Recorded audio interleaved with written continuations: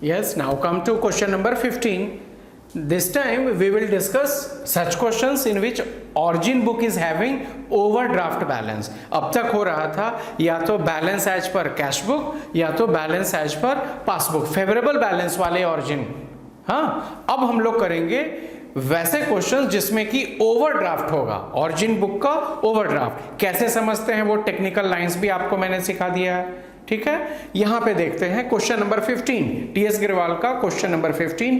Tiwari and sons is the proprietor, so format as usual in the books of Tiwari and sons, bank reconciliation statement. यहां पे मैं एक warn कर दूं, एक गंदी आदत लग जाती है आपको कि सर शॉर्ट में बीआरएस लिख दिया आपने, BRS. Sorry to say it is wrong. कभी भी शॉर्ट फॉर्म नहीं, फुल फॉर्म में हेडिंग होगा, कट ऑफ डेट होगा and format as usual. Okay, starting इस तरह से दे रहा है, कैश बुक शोज 40,500 क्रेडिट. अब याद करो मैंने लिखवाया है आपको credit balance as per cash book का मतलब ओवरड्राफ्ट, अनफेवरेबल बैलेंस. ये समझना होगा. ये रूल भूल गए तो फिर गए काम से. यही credit balance as per passbook रहता तो वो गुड न्यूज, वो फेवरेबल बैलेंस होता. ठीक है ना, उसको मैशअप नहीं होने देना है kindly. Overdraft as per cash book, क्या फर्क पड़ेगा बैलेंस, फेवरेबल बैलेंस और ओवरड्राफ्ट वाले में? कुछ नहीं, एक जरा सा. ओवरड्राफ्ट बैलेंस वाले में जो ऑरिजिन अमाउंट होगा वो प्लस में ना लिख करके माइनस में लिखेंगे, केवल इतना अंतर. फिर से रिपीट कर रहा हूं, ओवरड्राफ्ट जब भी होगा तो ऑरिजिन अमाउंट जो अब तक हम लोग प्लस में लिखते थे वो यहां से शिफ्ट करके माइनस में लिखेंगे. Okay, overdraft as per cash book का ऑरिजिन लाइन का काम फिनिश. अब मन से हटा दो कि आप फेवरेबल बैलेंस का क्वेश्चन बना रहे हो या ओवरड्राफ्ट का. आपके हैंड प्रेजेंटेशन और एड लेस का डिसीजन तो वैसा ही होगा ना, सब वैसा ही होगा, जस्ट आप वॉच करो.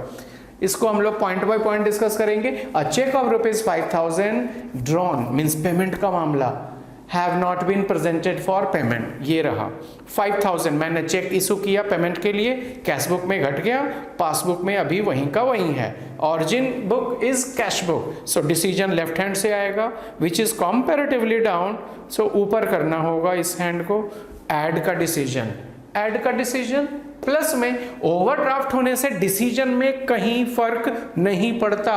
सेकंड लाइन ये अच्छा लाइन है, ये फेवरेबल बैलेंस में भी आ सकता है. Just you tick this point. A post dated cheque, post dated checking में a cheque which is having date of future date. जो भी आज का डेट है, जो भी आज का डेट है, आज के डेट के बाद का कोई डेट लिखा हुआ आपके हाथ में चेक मिला आपके कस्टमर से, वो आपके लिए पोस्ट डेटेड चेक कहलाता है. पोस्ट का मतलब ही है बाद का. आज जो प्रिवेलिंग डेट है आज के बाद का, नेक्स्ट मंथ का, सितंबर का, अक्टूबर का, जो भी आज के डेट के बाद वाला कोई भी चेक है उसको पोस्ट डेटेड चेक कहते हैं. तो कॉमन सेंस कहता है कि पोस्ट डेटेड चेक हम लोग बैंक में डिपॉजिट भी करेंगे तो क्या उस डेट से पहले अमाउंट अपने बैंक बैलेंस में आएगा? कभी नहीं आएगा, क्योंकि वहां पे रूल्स है सर, उस पार्टी से अपने बैंक बैलेंस में अमाउंट तब आएगा पहले डेट तो वो आ जाए. आपने अक्टूबर के डेट का कोई चेक अभी बैंक में आज जमा कर दिया तो बैंक वाले चाह के भी वो अमाउंट आपके बैंक में ऐड अप नहीं कर पाएंगे. वही सिचुएशन है यहाँ पे, ध्यान से पढ़ते हैं. Post dated cheque of ₹900 have been debited in bank column of cash book. Cash book के बैंक कॉलम डेबिट साइड में जाने का मतलब shown as a receipt. In cash book we have shown ₹900 as receipt. Add हो गया cash book में, bank balance add हो गया, बट पासबुक में तो अभी मिल पाना सवाल ही नहीं उठता. So this is the presentation. Origin hand is left hand which is higher, so to be at same level less होना होगा, लेस होना है और लेस हुआ तो माइनस में. इस पॉइंट को आप टिक कर लेना, ये बहुत अच्छा लाइन मिला. Third point, cheques totalling of ₹10,000 deposited in bank means cash book में have not been yet collected.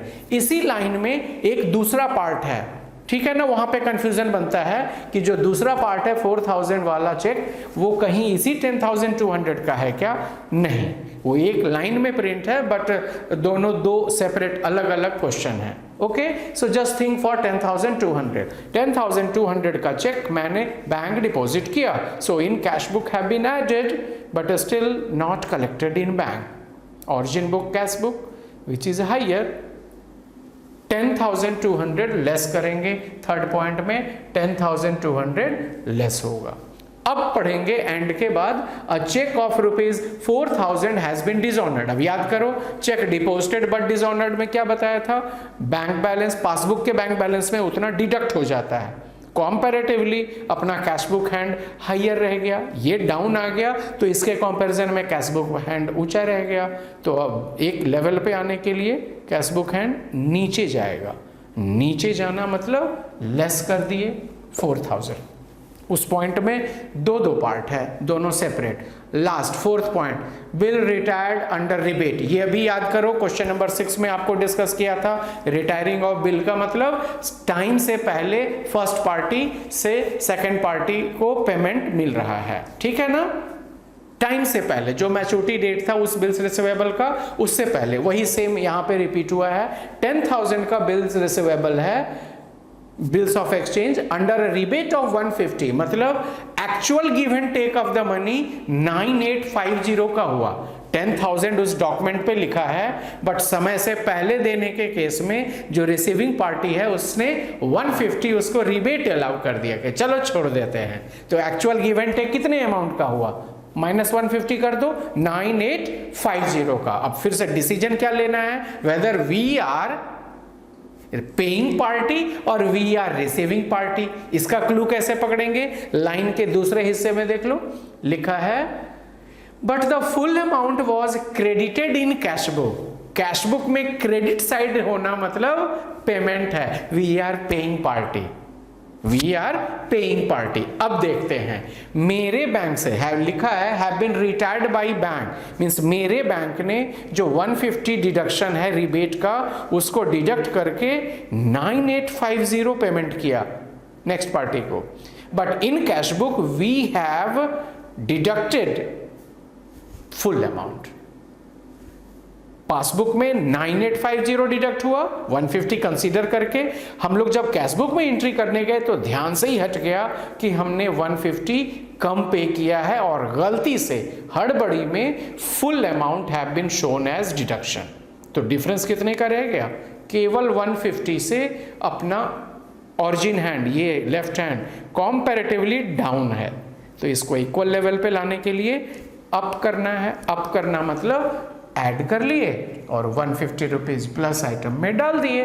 फिर हमेशा की तरह कॉलम के अमाउंट का बैलेंसिंग करेंगे, तो बैलेंस अमाउंट आ रहा है इस बार प्लस आइटम के कॉलम में, total amount of minus item is more and total column of plus item is simply 5150, so difference value 50450 is coming in plus column. और पहले भी रूल बताया था कि यदि बैलेंस अमाउंट लेफ्ट कॉलम में आएगा तो यहां पे डिक्लेयर्ड वर्ड ओवरड्राफ्ट होगा, बैलेंस अमाउंट यहां आएगा तो बैलेंस और यहां आएगा तो ओवरड्राफ्ट। इस वजह से इसको कंक्लूड कर रहे हैं हम लोग ओवरड्राफ्ट एज पर। यहां तो वेल नोन है कि चले थे कैश बुक से तो पहुंचेंगे पासबुक पे। फिर से रिपीट करूं, इसके ओवरड्राफ्ट होने में इसके ओवरड्राफ्ट का कोई मतलब नहीं है। क्लियर है?